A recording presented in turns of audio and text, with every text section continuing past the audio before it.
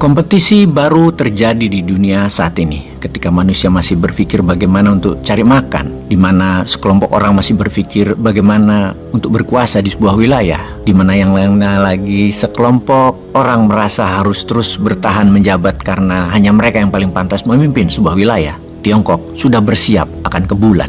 Tiongkok bersiap akan menambang di bulan. Tiongkok bersiap tinggal di bulan. Dan Tiongkok bersiap mengkoloni bulan. Dalam 3 tahun ini, pemerintah Tiongkok telah melakukan pengiriman misi ke bulan melalui pesawat tak berawak dan telah mendaratkan alat tersebut lebih dari 5 kali dalam 3 tahun terakhir. Pesawat tersebut bukan hanya mendarat, bukan hanya mengirim data gambar ke bumi, namun mengangkat sampel atas batuan-batuan dan mineral di bulan dalam hitungan dan jumlah yang sangat besar. Selain memfoto atau memotret permukaan bulan dari jarak dekat, seluruh permukaan bulan dilakukannya. Sehingga dalam 3 tahun ini, NASA pun mengakui bahwa Tiongkok sudah mengenal bulan lebih advance dari NASA. Ketika manusia pertama kali mendarat di bulan tahun 1969, maka pertanyaan banyak orang selanjutnya adalah, akankah manusia tinggal di bulan? Namun, saintis NASA menjawab, tidak mungkin manusia tinggal di bulan karena di bulan tidak ada air. Air adalah sumber kehidupan. Manusia butuh air untuk tinggal di sebuah wilayah dalam jangka panjang. Dalam jangka pendek mungkin bisa membawa air secukupnya, namun dalam jangka panjang harus ada sumber air,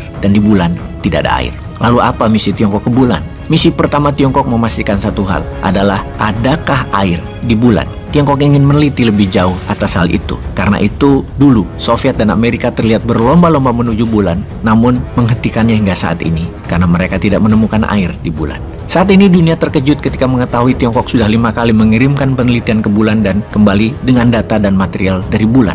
Terakhir, Chinese Lunar Exploration Program, semacam NASA-nya Tiongkok untuk mengeksplorasi bulan, mengirim Chang'e 5. Dan dari data terakhir, Tiongkok menemukan fakta data baru bahwa di bulan ada air. Jumlahnya cukup besar, 270 triliun kilo air. Dengan adanya air tersebut, maka Tiongkok melakukan program yang menggentarkan Amerika. Di tahun 2029, Tiongkok berencana akan memulai misi manusia mendarat di bulan, dan di tahun 2030, bulan akan dikoloni oleh Tiongkok. Bulan akan jadi made in China. Kompetisi menaklukkan bulan bukan hanya pendaratan, namun yang Tiongkok lakukan adalah mengkoloni. Dan kalau sudah mengkoloni, maka Tiongkok kemungkinan pasti akan mengklaim bulan milik Tiongkok. Lalu apa manfaat Tiongkok mengambil bulan? Bukan menjajah loh ya. Kalau menjajah, wilayah tersebut sudah ada pemilik atau penghuninya. Bulan itu belum ada, bahkan hantu pun belum ada di sana. Belum ada penghuninya sama sekali, makanya gampang menaklukkannya. Lalu siapa yang melawan? Amerika. Telat. Amerika gak punya program tersebut dalam waktu 10 tahun ke depan, apalagi Wakanda.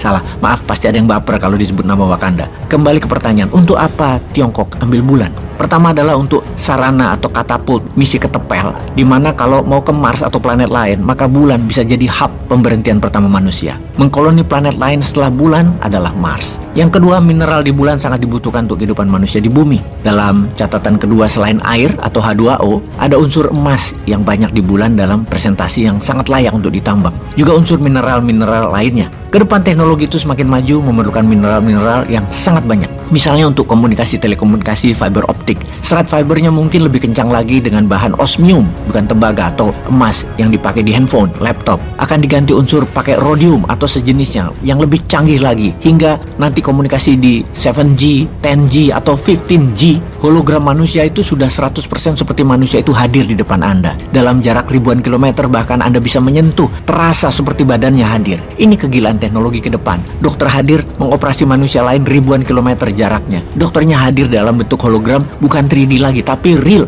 Karena bisa mengangkat alat operasi dari jauh, sesempurna hadir dalam jarak dekat sesungguhnya. Tiongkok tahu sekali ke depan dunia untuk survival of the nation-nya Tiongkok. Mereka harus melakukan apa? Harus apa dulu yang dicapai? Sementara dalam langkahnya seperti strategi Sun Tzu. Kalau mau menyerang ke barat, buatlah musuhmu mengira kamu akan menyerang ke timur. Jangan terang-terangan ubah peraturan pakai MK, ketahuan banget dah itu mah kayak nggak ada strateginya. Dukung. Peace.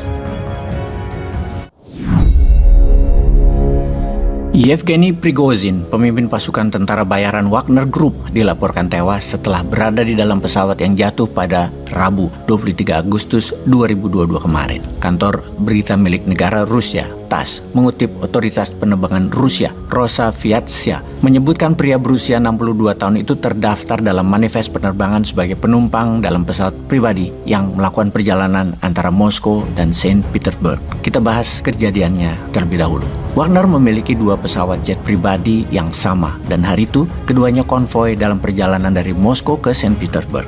Dalam perjalanan di udara baru 30 menit, di ketinggian 26.000 kaki, pesawat yang diduga ada Prigozhin meledak di udara. Pesawat menukik vertikal lurus ke bawah setelah ledakan yang bisa juga dikatakan tembakan atau serangan yang menyebabkan pesawat terbakar dan meledak. Kemudian jatuh vertikal dan terbakar di daerah Tver Oblast. Pesawat tersebut jatuh, meledak, terbakar, terhempas di tanah memang unsurvivable atau tidak ada yang bisa survive. Pesawat kedua yang terbang bersamaan 30 menit kemudian mendarat dengan selamat di Moskow.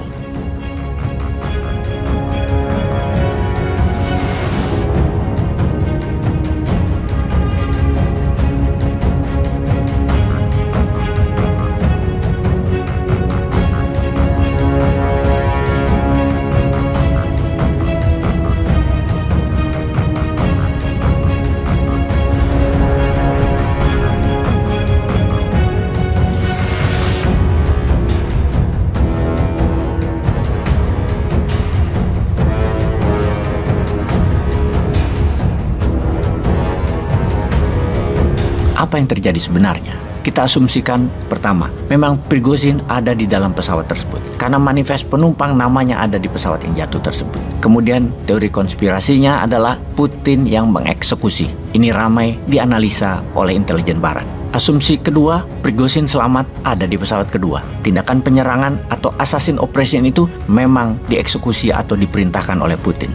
Asumsi berikutnya, permainan drama Kremlin untuk menshadowkan Wagner yang sudah terlalu terbuka gerakannya dan mudah dibaca lawan, terutama CIA, Amerika, dan sekutu barat Eropa. Sahabat, kita saksikan video ini. Работаем. Температура плюс 50. Все как мы любим. ЧВК «Вагнер» проводит РПД.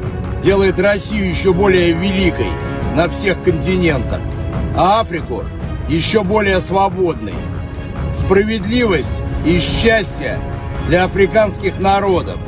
Dalam video ini, sekilas beberapa saat yang lalu pemimpin Wagner, Prigozhin di Afrika, di Burkina Faso dan di Mali akan merekrut tentara tambahan Wagner untuk Afrika, untuk mempertahankan Niger dari serangan negara-negara ECOWAS Afrika Barat. Jangan-jangan Prigozhin masih di Afrika. Apapun itu, sejak saat ini Prigozhin presumed dead, hilang, jadi shadow, atau memang jadi debu. Tidak ada lagi Prigozhin di dunia ini, moksa. Analisa terkuat adalah Prigozhin memang sudah tidak diperlukan lagi. Prigozhin dipakai sampai Kremlin tahu siapa saja pengkhianat di Moskow. Sebagai hornet nest-nya, strateginya Putin. Setelah itu Prigozhin sudah tidak dibutuhkan lagi. Dan ini memang ciri Putin. Sisi dark side-nya Putin. Oligar yang tidak patuh misalnya. Sudah belasan yang mati bunuh diri atau kecelakaan dalam 20 tahun terakhir kekuasaan Putin. Bunuh diri dan kecelakaan keduanya adalah typical execution-nya Putin. Sementara Wagner tugasnya dalam 2 bulan ini cukup jelas. Berada di Belarus yang menggalang kekuatan untuk Polandia dan berada di Afrika untuk Guinea, Mali, Burkina Faso, dan Niger.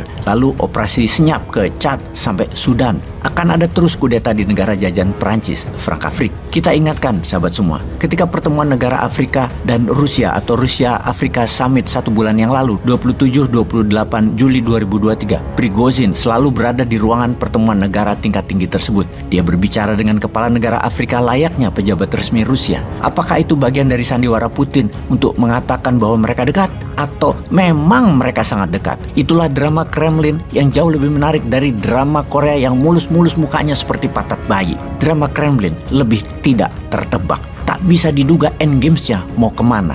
Yang jelas, ura! Peace.